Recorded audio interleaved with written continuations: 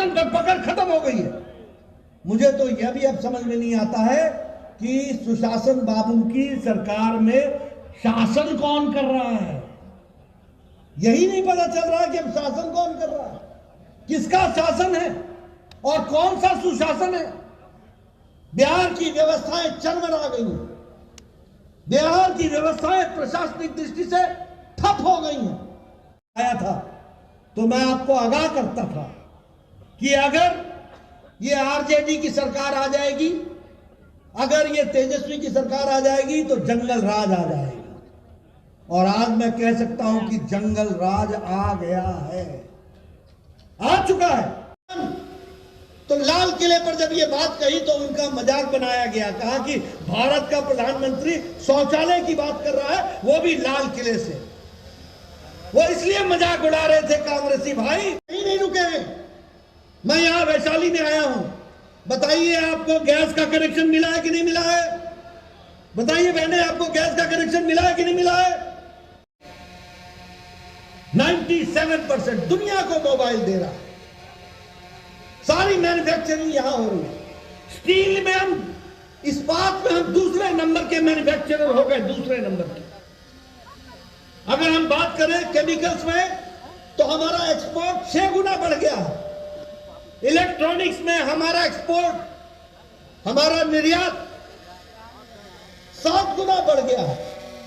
अगर हम बात करें फिर दवाइयों की तो दुनिया के प्रगतिशील देशों की फार्मेसी भारत बन गई है और दुनिया को सस्ती दवा देने का काम भारत ने पकड़ा है। ये आत्मनिर्भर भारत खड़ा हो गया है और ये सब मोदी जी के नेतृत्व में हुआ है।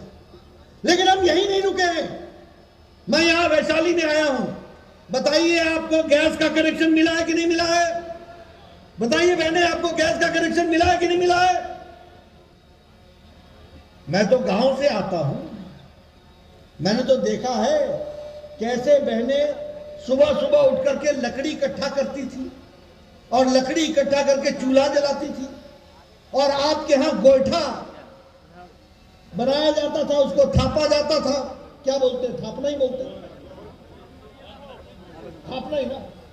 गोईठा थापा जाता था, धूप में सुखाया जाता था, उससे चूल्हा जलाया जाता था और तब जाकर के धुएं के बीच में 1 कप चाय बना करके बहनें अपने पति देव को दिया करती थी। आजकल 11 करोड़ बहनें हैं, लाइटर से, टक से गैस का चूल्हा जलाती हैं और 15 मिनट में चाय पिलाती हैं और 1 घंटे में भोजन खिला करके पति देव को विदा कर देती है कि जाओ काम कर जाओ। यह महिला सशक्तिकरण हुआ। मैं बिहार में बचपन में ना गुजरा, मैं आपके सामने वो तस्वीर कहना नहीं चाहता हूं, लेकिन क्या यह सच्चाई नहीं थी कि सुबह सूरज उगने के पहले और शाम को सूरज ढलने के पहले बाद हमारी बहनें गांव से निकल करके झुंड की झुंड अपने दैनिक नित्य कर्म के लिए जाया करती थी? क्या यह तस्वीर नहीं देखी? जब मोदी जी ने कहा स्वच्छता अभियान, तो लाल किले पर जब ये बात कही तो उनका मजाक बनाया गया, कहा कि भारत का प्रधानमंत्री शौचालय की बात कर रहा है, वो भी लाल किले से। वो इसलिए मजाक उड़ा रहे थे कांग्रेसी भाई क्योंकि उन्होंने गरीबी देखी नहीं थी, उनको मालूम नहीं था। आज 12 करोड़ बहनों को इज्जत घर दे करके की जननी की धरती पर खड़े, इसलिए प्रजातांत्रिक तरीके से इसका जवाब दिया जाएगा। हम यहां पर सत्ता भोगने नहीं आए थे, हम कुर्सी पर बैठने नहीं आए थे, हम बिहार की जनता की सेवा के लिए आए, हम बिहार की तस्वीर और तकदीर बदलने के लिए आए, हम बिहार को विकास की ओर ले जाने के लिए आए। क्या कारण था कि आपका पटना का all India institute of medical sciences एक बड़ी बुरी हालत में था? और क्या कारण था जब हमारी सरकार बन गई तो 5 साल के अंदर उसको हमने फिर से जागृत किया और कोरोना के दौरान सबसे ज्यादा लड़ाई लड़ने वाला संस्थान all India institute of medical sciences Patna बन गया? क्या कारण था? मंगल पांडे जी बताएंगे वो इंस्टीट्यूट, वो कौन सा इंस्टीट्यूट था? आईजीआईएमएस। क्या क्या कारण था कि वो उसको पैसे नहीं मिल रहे थे? आपने भारत सरकार में हम लोगों को बैठाया, मोदी जी का आशीर्वाद मिला, दुगनी ताकत के साथ मैंने इनको पैसे देकर के उसको फिर से रिवाइव किया। क्या कारण था कि वही PMCH Patna medical college hospital जहां मैं भी जन्म लिया हूं, वो वहीं का वहीं खड़ा था। और क्या कारण था कि आज वहां सुपर स्पेशलिटी ब्लॉक भी बनकर के तैयार है और 5,000 करोड़ रुपए की लागत से सबसे बड़ा हॉस्पिटल बनने की भी तैयारी है। ये अंतर है। नित्यानंद जी के साथ हम बचपन में आया करते थे, जब युवा मोर्चा में थे, पता नहीं चलता था कि खेत में चल रहे हैं कि सड़क में चल रहे हैं, सड़क है या खेत है मालूम ही नहीं चलता था। आज बोलते हैं बात कि आप गांधी सेतु से आओगे या जेएनपी सेतु से आओगे, ये फर्क आ चुका है। एक विकास की एक नई कहानी लिखी जाती है। इसलिए मैं आपसे निवेदन करने के लिए आया हूं, सारे विकास के आयाम यहां पर बिहार में हम लोगों ने आगे बढ़ाने का काम किया है।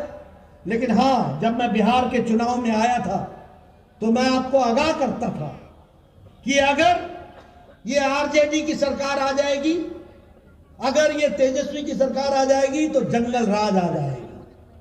और आज मैं कह सकता हूं कि जंगल राज आ गया है, आ चुका है। मैं आंकड़े आपको दूंगा। अगस्त महीने में कितने मर्डर हुए, एक ही महीने के अंदर कितने एक्सटॉर्शन हुए हैं, एक ही महीने के अंदर कितने लोगों को बंधक बनाया गया है, महिलाओं के साथ कितना अत्याचार हो रहा है, लॉ एंड ऑर्डर एकदम जिसको बोलते हैं ध्वस्त हो चुका है, प्रशासन पर पकड़ खत्म हो गई है। मुझे तो यह भी अब समझ में नहीं आता है कि सुशासन बाबू की सरकार में शासन कौन कर रहा है। यही नहीं पता चल रहा है कि अब शासन कौन कर रहा है, किसका शासन है और कौन सा सुशासन है। बिहार की व्यवस्थाएं चरमरा गई हैं, बिहार की व्यवस्थाएं प्रशासनिक दृष्टि से ठप हो गई हैं और केंद्र सरकार की मदद के बावजूद भी बिहार आगे नहीं बढ़ पा रहा। और इसीलिए मैं आपसे अपील करने आया हूं, मैं आपसे निवेदन करने आया हूं, मैं आपसे गुजारिश करने आया हूं, मैं आपसे अर्ज करने आया हूं कि समय आ गया है जब बिहार को भारतीय जनता पार्टी विशुद्ध रूप से आगे ले जाए। अब समय आ गया है जब भारतीय जनता पार्टी बिहार का नेतृत्व करे और भारतीय जनता पार्टी की विशुद्ध सरकार बनकर के बिहार को आगे बढ़ाने में अपना योगदान करे। बताइए, आप लोग इसमें आगे बढ़ेंगे ना? आप लोग आगे बढ़ेंगे ना? करेंगे ना? मैं इधर से सुनना चाहता हूं, बिहार की जनता कमल के निशान को आगे बढ़ाएगी, बढ़ाएंगे। मित्रों, हम 100 देशों को वैक्सीन मैत्री में वैक्सीन दे चुके हैं, 48 देशों को हम मुफ्त दे चुके हैं, 1.5 करोड़ डोज हम मुफ्त दे चुके हैं। यह भारत का एक आत्मनिर्भर का परिचय है जिसको हमको समझना चाहिए। इसलिए विकास की अगर हम बात करें, देश को आत्मनिर्भर होने की बात करें, तो नए नए आयाम हम लोगों ने स्थापित किए। अभी ये यूक्रेन का युद्ध हुआ, कौन सा ऐसा देश है जो अपने नागरिकों को वापस लाया हो? कौन सा ऐसा देश है? क्या अमेरिका लेकर के आया था? क्या ऑस्ट्रेलिया लेकर के आया? क्या हमारे पाकिस्तान के लोग लेकर के आए? क्या बांग्लादेश के लोग लेकर के आए? क्या श्रीलंका के लोग लेकर के आए? लेकिन भारत के यशस्वी प्रधानमंत्री ने एक समय में पुतिन से बात की, एक समय में ज़ेलेंस्की से बात की, यूक्रेन का युद्ध रुकवाया और 32,000 छात्र सुरक्षा के साथ वापस भारत पहुंचाया। यह भारत का बदलती तस्वीर, 32,000। और एक बात और सुन लीजिए कि हमारे देश का तिरंगा झंडा लेकर के दूसरे देश के विद्यार्थी भी, वो भी सुरक्षित भारत पहुंच गए। यह भी कमाल की बात है। अगर मैं बात करूं, आज 200 साल राज किया हमको ब्रिटेन ने, ब्रिटानिया ने हमको 200 साल राज किया। आज इस आर्थिक मंदी में भी भारत ने ब्रिटानिया को पछाड़ करके दुनिया की हम 5वें नंबर की अर्थव्यवस्था बन गए हैं। दुनिया के हम 5वें नंबर की अर्थव्यवस्था। मैं आपको बताना चाहता हूं साल पहले, 8 साल पहले 92%, यहां रविशंकर जी बैठे, हमारे पूर्व आईटी मंत्री हैं, जब ये मंत्री बने थे तो 92%, 92% मोबाइल दुनिया से भारत को आता था, 92%। आज 97% भारत मैन्युफैक्चर कर रहा है मोबाइल और दुनिया को दे रहा है। इन लोगों को 5 लाख रुपए का गंभीर बीमारी से लड़ने के लिए स्वास्थ्य का कवच दिया, 5 लाख रुपए, और हर साल दिया। अगर 2022 में आपका 5 लाख खर्च हो गया तो 2023 की जनवरी को मोदी जी फिर से आपके लिए 5 लाख रुपए लेकर के तैयार हैं कि अगर कोई गंभीर बीमारी होती है तो आपका इलाज होगा। क्या ये बदलता भारत है कि नहीं है? बोलिए, ये बदलता भारत है कि नहीं है? बदलता भारत है कि नहीं है? मैं यहां से आ रहा था, अभी मैं निकला। आप बताइए, ये जेपी सेतु कब बना? आप बताइए, ये नेशनल हाईवे पर काम कब चला? आप बताइए, ये फ्लाईओवर कब बन रहे हैं? आप बताइए, विकास के लिए आपके गंगा पर ही 5 बड़े ब्रिज बन रहे हैं कि नहीं बन रहे हैं? बन रहे हैं कि नहीं बन रहे? 5 बड़े ब्रिज। एक क्रांति आ रही है। मैं जब हेलीकॉप्टर से कई बार जाता हूं तो हर नदी पर देखता हूं कहीं ना कहीं कोई ना कोई पौवा खड़ा हो रहा है, कोई ना कोई ब्रिज बन रहा है। ये 3 किलोमीटर का है, ये 6 किलोमीटर का है, ये 7 किलोमीटर का है।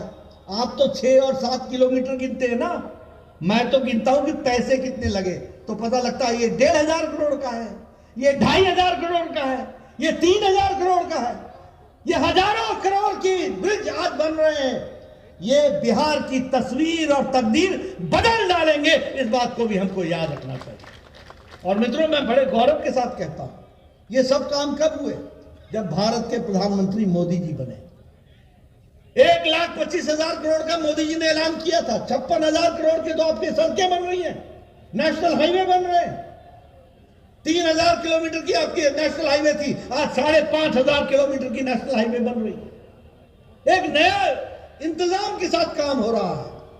लेकिन हां, एक बात मैं जरूर कहना चाहूंगा कि ऊपर से हम लक्ष्मी तो पूरी दे दें, लेकिन अगर नीचे जंगल राज हो तो लक्ष्मी का क्या करना?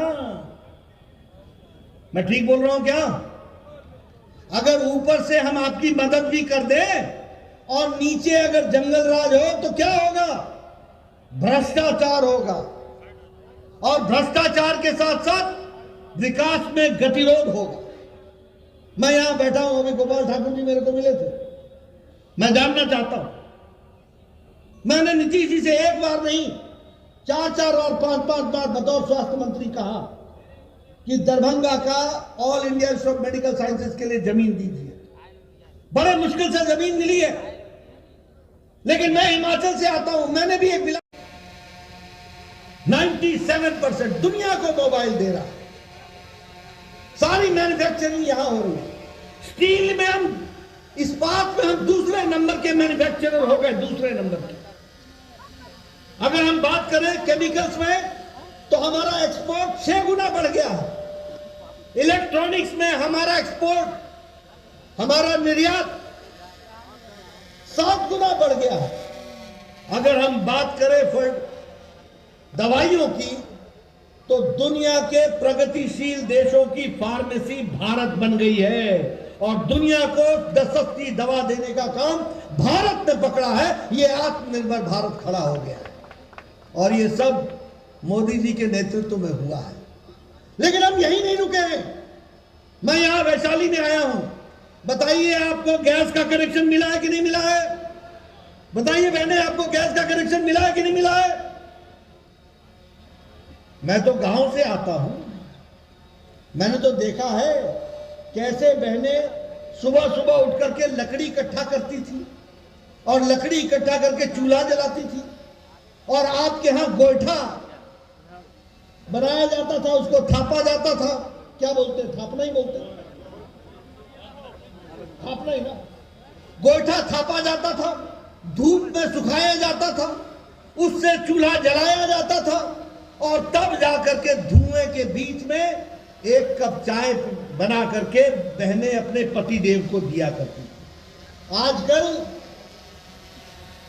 11 करोड़ बहनें हैं, लाइटर से टक से गैस का चूल्हा जलाती हैं और 15 मिनट में चाय पिलाती हैं और 1 घंटे में भोजन खिला करके पति देव को विदा कर देती है कि जाओ काम कर जाओ।